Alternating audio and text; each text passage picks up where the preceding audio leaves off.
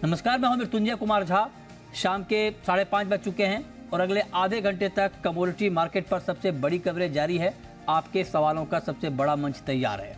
अगर आपने कमोडिटी में ट्रेड किया है या फिर नया ट्रेड करना चाहते हैं, जानना चाहते हैं कि आपके लिए कहां पर कमाई के मौके बनेंगे, तो आप सवाल पूछिए। नंबर आप नोट कर लें 02223001634। इसके अलावा आप 02223001635 पर भी अपना सवाल पूछ सकते हैं।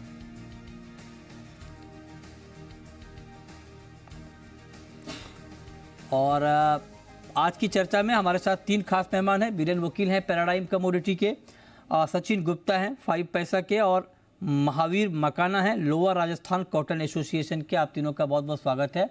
और चर्चा की शुरुआत हम करने जा रहे हैं कॉटन की खबर को लेकर। इस वक्त काफ़ी चर्चा हो रही है और कपास के जो बेल्स हैं, यानी कपास के जो गांठ हैं, यानी आप कपास समझ लें, इसको क्वालिटी कंट्रोल के दायरे में जो लाया गया है, जो BIS के दायरे में लाया गया है, इसका इंडस्ट्री विरोध कर रही है। उनका कहना है कि इससे इंडस्ट्री को नुकसान होगा, क्योंकि इंडस्ट्री का कहना है कि हम कोई उत्पादन नहीं करते हैं, लिहाजा हमारे ऊपर क्वालिटी कंट्रोल लगाना ये ठीक नहीं होगा। और उनका कहना है कि किसानों का उत्पादन भी हर जगह एक जैसा नहीं होता है, कहीं पर कोई क्वालिटी ऊपर कहीं पर नीचे हो सकती है, तो लिहाजा इस तरह का रेगुलेशन ठीक नहीं है, ये इंडस्ट्री का मानना है। तो हमारे साथ महावीर मकाना है लोअर राजस्थान कॉटन एसोसिएशन के। महावीर जी, बहुत बहुत स्वागत है आपका। पहला सवाल तो मेरा आपसे यही होगा कि ये क्या विरोध कर रहे हैं आप लोग, क्या रेगुलेशन है, ये जरा समझाइए पहले। गुड इवनिंग मृत्युंजय जी, मैं आपके सामने इस बात को रखना चाहता हूँ। सरकार ने जब इस कानून को बनाया उस समय सरकार ने इसको प्रैक्टिकल में इम्प्लीमेशन कैसे होगा इस पर बिल्कुल भी ध्यान नहीं दिया। इसी वजह से आज इंडस्ट्री को भी बहुत बड़ी समस्या हो गई, किसानों को भी बहुत बड़ी समस्या हो गई कि भाई इंडस्ट्री बहुत बड़ी प्रॉब्लम में आ गई। कि आज मैं अभी लोअर राजस्थान से बोल रहा हूँ कि भाई हम प्रतिनिधित्व करते हैं, राजस्थान से बोल रहा हूँ कि भाई हम प्रतिनिधित्व करते हैं लोअर राजस्थान का। तो उत्तर भारत के लिए उन्होंने 3% तो ट्रैश की कंडीशन रखी है, 8% मॉइस्चर की कंडीशन रखी है, जो कि कहीं भी वाइबल नहीं है। आप सरकार भी समझती है कि जब कपास अगस्त 15-20 दिनों बाद में जब कपास चालू हो जाएगा, उसमें कपास में नमी की मात्रा 25 से 30% आती है। अब 25 से 30% जब कपास में नमी आएगी तो वो गांठ जब बनेगी तो उसमें कम से कम 12 से 13% मॉइस्चर रहता है। फिर भी पता नहीं सरकार को किन्होंने ऐसी सलाह दी कि इसे 8% और 3% पे रखना चाहिए। और इस वजह से इस इंडस्ट्री की बहुत बड़ी प्रॉब्लम्स आ गई कि भाई 3% और 8% में तो कोई इंडस्ट्री सर्वाइव ही नहीं कर पाएगी। और सबसे बड़ा इसका लॉस होगा हमारे। सर, आपको अपनी चिंता है, आप कह रहे हैं कि इंडस्ट्री सर्वाइव नहीं कर पाएगी, ठीक है, लेकिन क्या क्वालिटी पैरामीटर को मेंटेन रखना ये गलत है? क्या क्वालिटी तो अच्छी मिलनी चाहिए ना कंज्यूमर के लिहाज से मैं बात करूं तो। मैं आपकी इसी बात का जवाब देना चाहता हूं। सर, कपास सबसे पहले तो प्रकृति प्रदत्त चीज है, प्रकृति से उत्पन्न होने वाली चीज है। इसमें प्रोसेसर अपनी तरफ से कुछ भी नहीं कर सकता है। जो जैसा पैदा हुआ है उसको प्रोसेस कर सकता है कि सीड को अलग कर दिया, कॉटन को अलग कर दिया। अब जब कपास जो पैदा हो रहा है, अब हिंदुस्तान में सभी जगह अलग अलग सीड जाते हैं, अलग अलग वायु के जलवायु का परिवर्तन रहता है, मिट्टी की अलग अलग मात्रा रहती है, पानी नहीं है ना महावीर जी, उसमें देखिए बिल्कुल नेचुरल चीज़ है, पैदा खेती होती है, लेकिन दिक्कत अगर मान लीजिए आपकी क्वालिटी अगर लोअर ग्रेड की है तो उसको लोअर ग्रेड कहने में क्या अर्ज है? सर, लोअर ग्रेड कहने में हम भी नहीं मान रहे ना, अर्ज नहीं है, परंतु सरकार ये कहती है कि अब लोअर ग्रेड हम नहीं लेंगे। लेबर लोअर ग्रेड का मतलब आप माल बनाते तो अब उस पर आपको जुर्माना भी देना पड़ेगा, आपको सजा का प्रावधान भी किया है।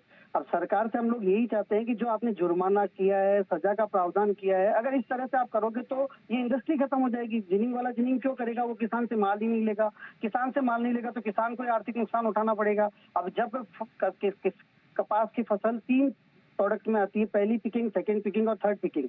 पहली पिकिंग का जो माल आता है वो बहुत सुपीरियर आता है, सेकंड पिकिंग जो आती है उससे भी हल्की आती है, और थर्ड पिकिंग उससे भी हल्की आती है, और किसान लाता तीनों को एक साथ है। तो अब ये कैसे संभव है कि उन्हें अलग अलग किया जाए? क्योंकि अच्छी खराब क्वालिटी अगर मार्केट में चला जाए वो भी तो रास्ता नहीं है, तो रास्ता क्या है ये बताइए। सर, रास्ता यही है कि सरकार को ऑप्शनल करना चाहिए। क्वालिटी तो जो भी अभी भी तो आई रही थी, वो आई रही, वो बिकी रही थी ना सर। जो इस समय तक, जब आज आप BIS लागू करना चाहते हो, उससे पहले तक भी तो सरकार ने, ऐसा तो है ही नहीं कि इंडस्ट्री नहीं चल रही थी। अच्छा, और सरकार जब ये चाहती है तो उसके लिए सरकार को कम से कम सोचना तो चाहिए कि भाई हमें एक लंबा समय तो देना चाहिए कि इंडस्ट्री को। आज सरकार कहती है कि हमारे पास लैब टेस्टिंग के लिए कुल 12 लैब ऑल इंडिया में उनके पास में है, और 12 लैब से आप कह रहे हैं कि आपको समय मिलना चाहिए। अगर आपको समय नहीं, मैं सरकार से ये कहना चाहता, आप लोग ये भी कह रहे हैं ना कि 1 साल के लिए टाल दिया जाए इसे। हाँ, इसीलिए कहना है कि आज नहीं, वही अगर मैं सर, पूछ रहा हूँ, अगर एक साल के लिए टाल दिया जाता है तो एक साल में आप लोग कैसे ठीक कर लेंगे इसको, ये बताइए। सर एक साल में सरकार की तरफ से हमें कुछ मदद मिलेगी। इंफ्रास्ट्रक्चर जो है उनकी लैब्स का, आज की तारीख में कुल 12 लैब्स सरकार के पास में है, जिसमें 2 लाख गार्ड की अराइवल जब ऑल इंडिया में होती है उस समय सैंपल जाने हैं, 4000 सैंपलिंग होनी है पर डे, 12 लैब्स में कैसे पॉसिबल है? और एक नहीं, महावीर जी, अब आप दो बात कर रहे हैं। आप एक तरफ कह रहे हैं कि ये पूरा जो सरकार का रेगुलेशन है वही गलत है, दूसरी तरफ आप कह रहे हैं कि सरकार के पास लैब कम है, तो क्या लैब बढ़ा दिया जाए तो ये रेगुलेशन ठीक रहेगा? तो सर मैं आपसे यही निवेदन करना चाह रहा हूँ कि सरकार से हम ये कहना चाह रहे हैं कि अगर आप इसे लागू भी करना चाहते हैं तो 1 साल के लिए रोक कर इसके इंफ्रास्ट्रक्चर को मजबूत कीजिए। किसान भाइयों को भी इसके लिए हमें उनको जागरूक करना पड़ेगा, जिनर को भी जागरूक करना पड़ेगा, उसके बाद आप इसे लागू कीजिए। ओके, तो मतलब आप कह रहे हैं कि सब जागरूक हो जाए तब लागू करने में कोई दिक्कत नहीं है? जब इंफ्रास्ट्रक्चर मजबूत हो जाएगा, किसान भी जागरूक हो जाएगा और हम लोग भी जब इस पे एक प्रिपरेशन बना पाएंगे तब तो कोई दिक्कत नहीं आएगी। तो परंतु फिर भी सर ये लागू होना बहुत मुश्किल वाला काम है। देखिए, ऐसा मत फंसाइए, आप दोनों बात कर रहे हैं। आप कह रहे हैं कि पहले तो टाइम मिल जाए हमें, और फिर कह रहे हैं कि लागू होना मुश्किल है। आपके मन में चल क्या रहा है, ये बात क्लियर नहीं हो रहा है। आप देखिए, आप या तो रेगुलेशन का विरोध आप खुल के कर रहे हैं, आप दोनों बात कर रहे हैं। आप एक तरफ विरोध भी कर रहे हैं, एक तरफ टाइम बाय करना चाह रहे हैं। सर विरोध हमारा इतना है कि सरकार ने एक तो पहला जो सजा और जुर्माने का प्रावधान रखा है उसको खत्म करना चाहिए। तो दूसरी चीज हमारा जो विरोध है कि आपने जो क्वालिटी का कंट्रोल किया 3% और 8%, वो किसी भी सूरत में पॉसिबल नहीं है। उसको आपको सेलर बायर पर छोड़ देना चाहिए। उन दोनों की आपसी सहमति से जो भी संभव हो सके वो कर ले। उसके लिए आपको सजा का प्रावधान हटाना चाहिए। चलिए देखते हैं कि आपकी मांग पे क्या होता है। तो ये महत्वपूर्ण खबर जिस पर अभी महावीर जी बता रहे हैं क्या दिक्कत आएगी इंडस्ट्री को, आप कह रहे हैं कि इससे इंडस्ट्री को की दिक्कत बढ़ेगी। देखते हैं इसके ऊपर क्या कुछ आगे होता है। चलिए आगे बढ़ते हैं और अब हम बात करते हैं कि आज के मार्केट में आपको करना क्या है। हमारे साथ दो एक्सपर्ट हैं। बीरेन जी, मेरा पहला सवाल तो आपसे ग्वार पर ही होगा। सर, ज़बरदस्त छलांग लगाई है, मतलब जिस तेजी से मार्केट पिछले हफ्ते गिरा था उसी तेजी से आज बाउंस बैक किया है। क्या हुआ सर ग्वार में, ये बताइए। अभी प्योर जैसे अगस्त महीना है, लास्ट टाइम भी हमारी बात हुई थी कि ये प्रॉक्सी वेदर का सट्टा है, मीन्स बादलों का व्यापार जिसको कहेंगे, कि धूप निकलेगी तो बढ़ेगा, सॉरी गिरेगा, रेन आई बढ़ेगा। तो इसी तरह इसकी जो ब्रॉड रेंज है मैं समझता हूँ 55-62 के बीच रहनी चाहिए, और कम से कम एक आध महीना ये पूरा अगस्त मिड सितंबर तक ये दोनों साइड की मूवमेंट दे सकता है। ठीक है। अब सचिन जी आप जरा बताइए हमें कि आपके हिसाब से ग्वार में अभी ट्रेड क्या करना चाहिए। सचिन। गुड इवनिंग मृत्युंजय जी। अच्छा चलिए। बिल्कुल, देखिए अगर प्योरली अगर हम बात करें रिकमेंडेशंस प्रोस्पेक्ट से टेक्निकली जो लग रहा है, तो हमें लग रहा है कि करीब 6090 6100 के आसपास में अभी प्राइसेस हैं। और अगर 2 से 3 ट्रेडिंग सेशंस के लिए अगर कोई पोजीशंस लेना यहाँ से चाहता है तो डेफिनेटली बाय साइड की पोजीशंस ले सकता है। हायर साइड में हमें लग रहा है कि बट 6200 6250 तक के लेवल्स वापस से देखने को मिल सकते हैं। While on the down side में जो सपोर्ट रहेगा और जो स्टॉप लॉस पॉइंट रहेगा वो करीब 5900 के आसपास में रहेगा। तो 5900 इवन 5950 का भी एक स्टॉप लॉस लिया जा सकता है। हायर साइड पोटेंशियल 6200 6250 तक की। ठीक है। अच्छा बीरेन जी, गोल्ड में आज के लिए कोई ट्रेड आपको दिख रहा है? सर गोल्ड का मार्केट भी बड़ा ही दबाव में दिख रहा है, रेंज में दिख रहा है। इस भाव पर क्या ट्रेड देख रहे हैं सर आप गोल्ड में? सेल साइड में जा सकते हैं, मींस करंट लेवल के आसपास 59,450 अराउंड। स्टॉप लॉस हम 750 का रख सकते हैं, 59750। टारगेट हमको 59 मींस 59,000 या 58,900 के आसपास रख सकते हैं। चलिए अब हम शुरू करते हैं सवाल जवाब। पहला सवाल है जिगर ठक्कर का, पूछिए ठक्कर साहब। जी से सवाल है, गोल्ड में इंट्राडे में क्या करें? गोल्ड में इंट्राडे में? हाँ। ओके बताइए, किन से सवाल है आपका? सचिन जी से। सचिन जी से। सचिन जी बताइए, 59,421 का लेवल है अभी गोल्ड का, आज के लिए क्या ट्रेड दिखता है आपको? सर गोल्ड में गोल्ड और सिल्वर दोनों ही काउंटर्स आज थोड़े से वीकनेस यहाँ पे दिखाते हुए नजर आ रहे हैं। हमें लगता है कि एक बार इवनिंग के ट्रेड के लिए यहाँ पर अगर देखेंगे तो शॉर्ट साइड की पोजीशंस बना सकते हैं। करीब 59,500 के आसपास का अगर लेवल मिलता है तो गोल्ड में शॉर्ट इनिशिएट किया जा सकता है। हायर साइड में स्टॉप लॉस लेना रहेगा 59,670 का, और डाउन साइड में हमें लग रहा है एक बार 59,300 59,200 तक के लेवल्स जो है वो गोल्ड में देखने को मिल सकता है। राइट। नेक्स्ट कॉलर शैलेंद्र है, पूछिए शैलेंद्र जी। नमस्कार जी। नमस्कार, पूछिए। सर वीरेंद्र जी से सवाल है, ये फिजिकल में ज्यादा ट्रैक करते हैं, क्या सिल्वर लेने का ये सही टाइम है? और धनिया भी पूछना सर, क्या फिजिकल में लेने का ये सही टाइम है? बताइए वीरेंद्र जी, फिजिकल में सिल्वर और कोरिएंडर लेने का सही वक्त है? कोरिएंडर में ग्रीन क्वालिटी जिसको कहेंगे हम, जिसको ईगल स्कूटर के नाम से जानते हैं, वो अट्रैक्टिव प्राइस लग रहा है अभी। काफ़ी अंडरवैल्यूड है मेरे हिसाब से। और सिल्वर में मैं नॉर्मली कैश कैरी यानी फिजिकल सिल्वर लेके फ्यूचर्स बेचना प्रेफर करता हूँ, जिसमें नॉर्मली 15-17% का सेफ रिटर्न मिलता है। ठीक है। राजेश हैं नेक्स्ट कॉलर, पूछिए राजेश जी। नमस्कार सर जी। नमस्कार, पूछिए। सर मैंने 3 गोल्ड सेल किए हैं 59,527 में। अच्छा, 3 लॉट गोल्ड आपने बाय किया है 59,500 सेल किए हैं सर 527 में। अच्छा, 59,527 पे 3 लॉट आपने बेचा है। तो सचिन जी, अभी तो मार्केट नीचे है, इनके सेलिंग के लेवल से क्या सुझाव आपका, रुकना चाहिए इनको? जी मुझे लगता है कि 3 लॉट की पोजीशन इनकी है, अगर ये चाहें तो 1 या 2 लॉट में पोजीशंस को बुक कर सकते हैं, और अगेन वापस से अगर गोल्ड रीअटेम्प्ट करता है, जैसे कि हमने बोला है कि सेल ऑन राइज की स्ट्रेटेजी रखना है, तो वापस अगर 59,500 520 के आसपास आता है तो वहां से अगेन एक और पोजीशंस जो है वो शॉर्ट साइज में रख सकते हैं। स्टॉप लॉस जो है वो 59,670 का ही फॉलो करना हो। ओके, ठीक है। तो ये राय आपकी हो गई गोल्ड पे, इस पे आप नज़र रखिए। 59,426 ये एमसीएक्स पर गोल्ड का ताज़ा भाव है। नेक्स्ट कॉलर सोनू है गुजरात से, पूछिए सोनू। सर मैंने कॉटन सीड ऑयल केक 2600 रुपए पे सेल किया है, तो मुझे क्या करना होगा? 2600 पे कॉटन सीड ऑयल केक आपने सेल किया है? हाँ जी, सितंबर वायदा। सितंबर वायदा आपने सेल किया है, ठीक है। तो क्या करना चाहिए बीरेन जी इनको? सितंबर में बने रहना चाहिए शॉर्ट साइड में। ऑफसेट एज में वो अगर करना चाहते हैं तो दिसंबर लॉन्ग जा सकते हैं, क्योंकि बिना ब्याज मिल रहा है, ये थोड़ा डिस्काउंट में मिल रहा है। नेक्स्ट कॉलर चिराग हैं गुजरात से, पूछिए चिराग जी। सर अभी सिल्वर में फिजिकल बाई करना हो तो सही टाइम होगा ये? किस में? सिल्वर में सर फिजिकल बाई करना हो तो। सिल्वर में अगर फिजिकल बाई करना हो तो आप कह रहे हैं कि सही टाइम है ये। ओके, क्या राय आपकी सचिन जी, फिजिकल में लेना चाहिए चांदी अभी? तो हमें लगता है कि थोड़ा सा भी वेट करना चाहिए, बिकॉज जैसे इस हफ्ते भी यूएस के कुछ इन्फ्लेशन नंबर्स आने बाकी हैं, और हो सकता है वॉलेटिलिटी वापस से जो है वो गोल्ड सिल्वर में देखने को मिले। सो आई वुड सजेस्ट कि थोड़ा सा वेट कीजिए। फिजिकल में बाइंग करने के प्रोस्पेक्ट से जो लेवल्स बन रहे हैं वो डाउन साइड में नियर अराउंड 68,000 69,000 के आसपास के बन रहे हैं। तो इन केस अगर यहाँ तक की डिप मिलती है तो फिर एक बार फिजिकल में पोजीशंस ली जा सकती है। ठीक है। दिनेश हैं हमारे साथ नेक्स्ट कॉलर, पूछिए दिनेश जी। सर 6,050 रुपए सितंबर का ग्वार वायदा खरीदा है।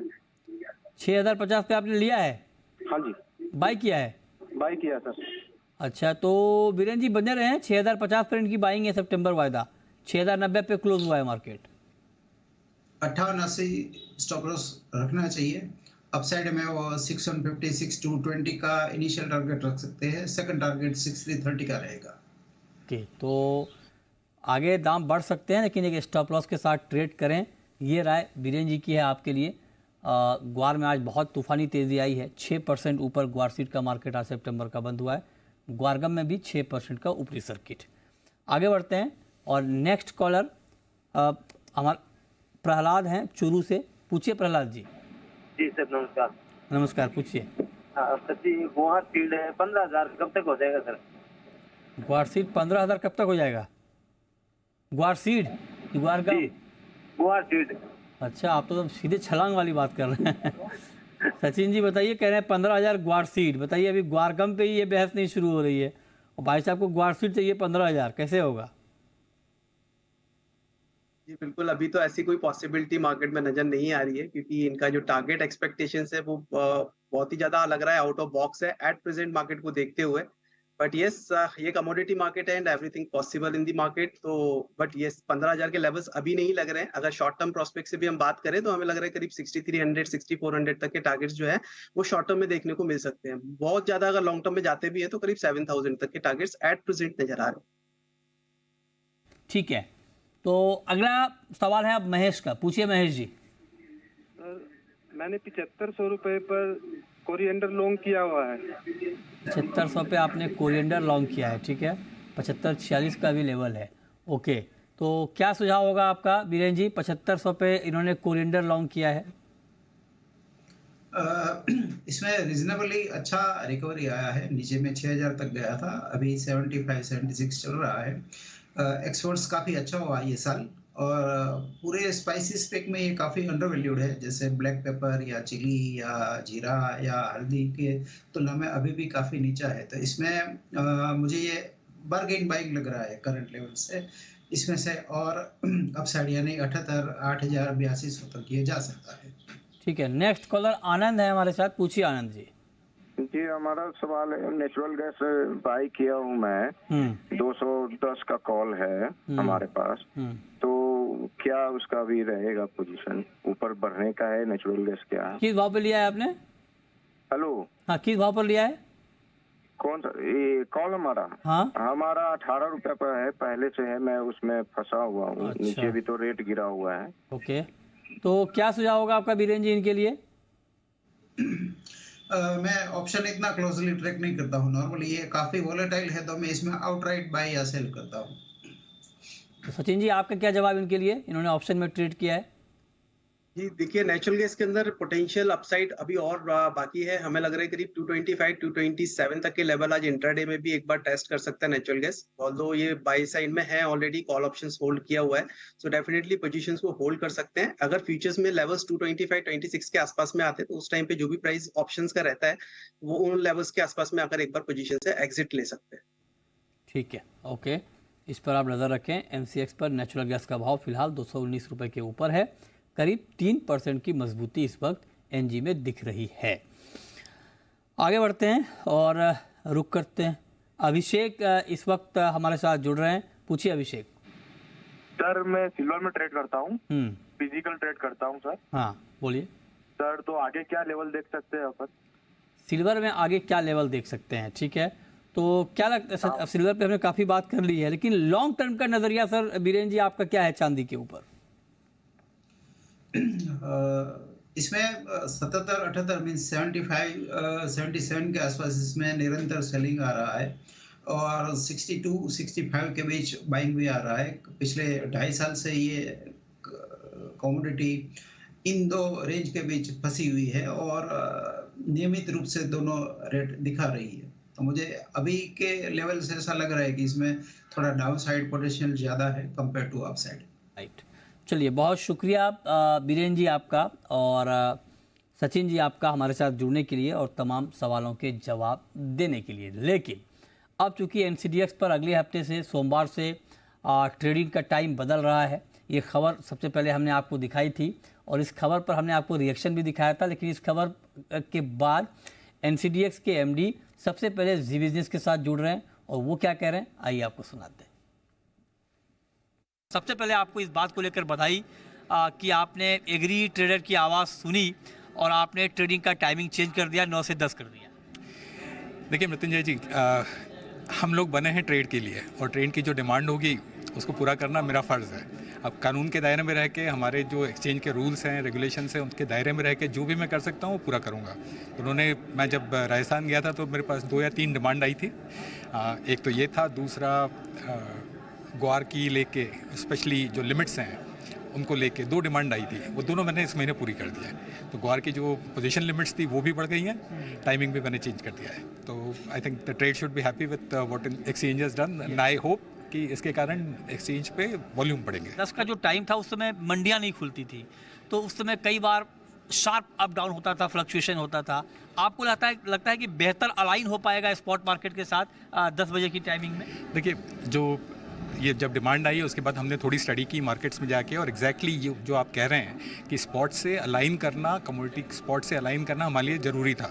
दूसरा ये है कि शुरुआत जब होती है तो उस समय कोई रेफरेंस पॉइंट नहीं होता था, और रेफरेंस पॉइंट नहीं होने के कारण ये बहुत ज़्यादा ऊपर नीचे उतार चढ़ाव होते थे, वो होते थे। इसलिए हमने सोचा कि स्पॉट से जब अलाइन हो जाएगा उसके बाद बेहतर होगा कि एक्चुअल रियल वैल्यू जो होगी उस दिन के लिए जो होगी, बहुत ज़्यादा उतार चढ़ाव नहीं होंगे, सर्किट्स नहीं लगेंगे। एग्री मार्केट का सेंटिमेंट आप मानसून के लिहाज से देख क्या रहे हैं?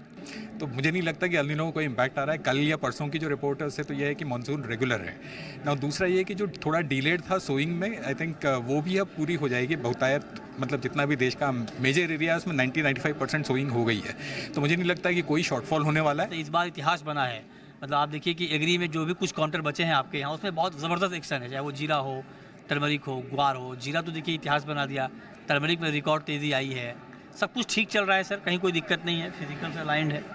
देखिए प्राइस पे तो मैं कमेंट नहीं करूँगा, बट अगर आप प्रोडक्शन देखते हैं as compare to last year या उसके पहले वाला, और इसको आप जो अंतर्राष्ट्रीय जो परिप्रेक्ष्य में देखते हैं तो आपको दो चीज़ें दिखती है। जैसे आप जीरे की बात करते हैं तो सीरिया और टर्की दो मेजर प्रोड्यूसर्स हैं हिंदुस्तान के अलावा, उन दोनों में प्रोडक्शन कम है, अपने आप जीरे की भाव बढ़ना ज़रूर था। अब आप टर्मरिक की बात करते हैं तो साउथ का जो एरिया है ईरोड से लेके निज़ामाबाद से सांगली तक, वहाँ पर थोड़ी बारिश कम थी शुरुआत में, अब तो आ गई वहाँ पर भी, इसलिए थोड़ी मतलब टर्मरिक के भी भाव बढ़ने की उम्मीद थी। तो ये मतलब डिमांड और सप्लाई वाली गैप की बात है, तो चलता रहेगा। अच्छा, लास्ट क्वेश्चन सर आपसे कि कुछ नया अभी हो रहा है क्या एक्सचेंज के ऊपर, मतलब कुछ नई एक्टिविटी या कोई नया प्रोडक्ट या कुछ नया ऐसा पॉलिसी लेवल में कुछ बदलाव या कुछ ऐसा जो आप बताना चाहें, शेयर करना चाहें? इस वक्त तो नहीं बताना चाहूँगा, पर अगली बार जब हम आपसे मिलेंगे तब एक नए प्रोडक्ट की मतलब ज़रूर से हम आपको बता देंगे। चलिए, तो जल्द ही कुछ नए प्रोडक्ट आएंगे, इसके संकेत एनसीडीएक्स ने दे दिए हैं। लेकिन चूंकि पाम की खेती को लेकर इस वक्त ज़बरदस्त फोकस है, सरकार का भी ऑयल पाम मिशन चल रहा है और देश में पाम की खेती को बहुत ज़ोर शोर से बढ़ावा दिया जा रहा है। तो इस मुद्दे पर गोदरेज एग्रोवेट के ऑयल पाम प्लांटेशन के सीईओ से हमने बात की है, सौगता नियोगी जी से। आइए सुनते हैं उन्होंने क्या कहा है। ऑयल के कॉन्फ्रेंस में हैं और आपका ऑयल में बड़ा एक्सपोजर है, खास करके पाम के प्लांटेशन में। तो ये बताइए कि पाम की खेती को लेकर अभी आप लोगों का अप्रोच क्या है, कितनी खेती कर पा रहे हैं, कितना आपने पिछले कुछ सालों में बढ़ाया है? National mission on palm oil है, ये 2021 अगस्त में लॉन्च हुआ और उसके बाद ऑन ग्राउंड हम कह सकते हैं कि ये साल से काफ़ी एक पॉजिटिविटी आया है। और पिछले कई साल से हम जो 2-3 हज़ार हेक्टर मुश्किल से बढ़ाते थे पर ईयर प्लांटेशन, वो अभी इस साल हम 12,000 हेक्टर और आगे जाके 15 से 20,000 हेक्टर पर साल बढ़ाने की तैयारी कर चुके हैं। और सिर्फ हम नहीं, इंडस्ट्री में 27 प्लेयर है जो domestic oil palm plantation companies हैं। I think overall industry 1 lakh hectare पर साल का जो गवर्नमेंट के तरफ से हमें टारगेट मिला है, मुझे ये लगता है इसी साल हम 1 लाख हेक्टर क्रॉस कर जाएंगे। अच्छा, अगर हम 1 लाख हेक्टेयर में खेती कर लेते हैं पाम की, तो आपके हिसाब से हमारी डिपेंडेंसी कितनी कम हो जाएगी पाम के इंपोर्ट? तो जो कि ये पॉलिसी के हिसाब से 2027 तक हमको 1 million Hector 10 lakh Hector area achieve करना है, जिसके लिए 1 लाख 1.25 लाख हेक्टर 5 साल अचीव करना है। तो हम ये 23 में पहले साल होगा और मेरे हिसाब से बाई 27 ये पॉसिबल है।